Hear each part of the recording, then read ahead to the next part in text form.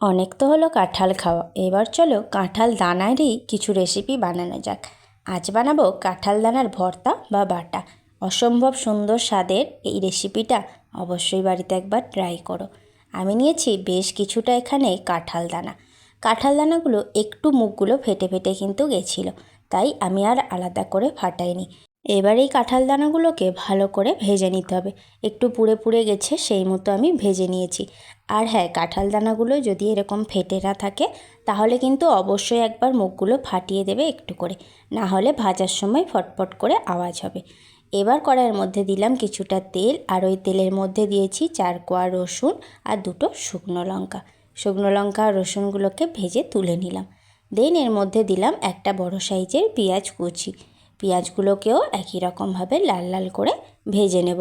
এবার তেল ঝরিয়ে এটাকেও তুলে নিলাম। এবার যে লঙ্কাগুলো ভেজেছিলাম ওই লঙ্কাগুলোকে হাত দিয়ে এইভাবে কিন্তু গুঁড়ো করে নিতে হবে। রসুনগুলোকে কিছু করব না, যেমন ছিল তেমনই থাকবে। এবার এই দানাগুলো ঠান্ডা হয়ে গেছে। প্রথমে খোসা ছাড়িয়ে তারপরে একটু চাকু দিয়ে হাফ হাফ করে কেটে নেব। সব কাঁঠাল দানাগুলোকে এইভাবে কিন্তু ছাড়িয়ে নিতে হবে। আর এই রেসিপিটা একদমই ইউনিক একটা রেসিপি, অবশ্যই বাড়িতে একবার ট্রাই করো। অনেকে হয়তো জানো না যে এই রেসিপিটা খেতে কতটা সুন্দর হয়। সত্যিই খুবই সুন্দর হয়েছিল। এবার এর মধ্যে দিয়ে দিলাম ওই 4 কোয়া রসুন যেটা ভেজে রেখেছিলাম। দেন সব কিছুকে পেস্ট করতে হবে। একটুখানি ঘোরানোর পরে দেখছি এরকম আঠালো আঠালো হয়ে গেছিলো। তো আমি যেহেতু প্রথমটাতে জল দিইনি, তাই একদম গোটলা বেঁধে গেছিলো। পরে আবার একটু ঢাকনা খুলে সামান্য একটু জল দিয়ে ভালো করে নাড়িয়ে আবার পেস্ট করলাম। এখন পেস্টটা একদম ঠিকঠাক আছে। এবার ওই কড়াইয়ের মধ্যে দিলাম আবারও কিছুটা তেল, আর দিলাম কালো জিরে দিয়ে এবার ওই পেস্টটা পুরোটাই দিয়ে দেব। দিয়ে খুন্তি দিয়ে এইভাবে ভালো করে কিন্তু কিছুক্ষণ নাড়াচাড়া করতে হবে। 2 থেকে 3 মিনিট ভালো করে নাড়িয়ে চাড়িয়ে নেওয়ার পরে এর মধ্যে দিলাম পরিমাণ মতো লবণ, হলুদের গুঁড়ো, আর দিলাম কাশ্মীরি রেড চিলি পাউডার। দিয়ে আবারও সব কিছুকে ভালো করে নাড়িয়ে নেব।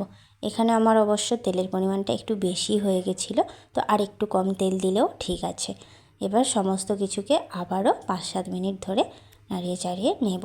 এবার এর মধ্যে দেব সামান্য পরিমাণ চিনি। যেহেতু কাঁঠাল দানাগুলো মিষ্টি, তাই খুব একটা চিনি দেওয়ার প্রয়োজন নেই, একদমই অল্প একটু চিনি দিয়েছি। আর দিলাম ওই গুঁড়ো করে নেওয়া শুকনো লঙ্কাগুলো। এবারে আরও একটু নাড়িয়ে এবার এর মধ্যে অ্যাড করব ভেজে রাখা পেঁয়াজগুলো। পেঁয়াজগুলোকেও দিয়ে আর 1 থেকে 1.5 মিনিট একটু ভালো মতো নাড়াবো। ব্যাস, তারপরেই কিন্তু নামিয়ে নেব। এই ছিল আজকের রেসিপি। গরম গরম ভাতের সঙ্গে অসাধারণ খেতে লাগে। একবার অবশ্যই বাড়িতে ট্রাই করো। আজ তবে আসি, বাই বাই।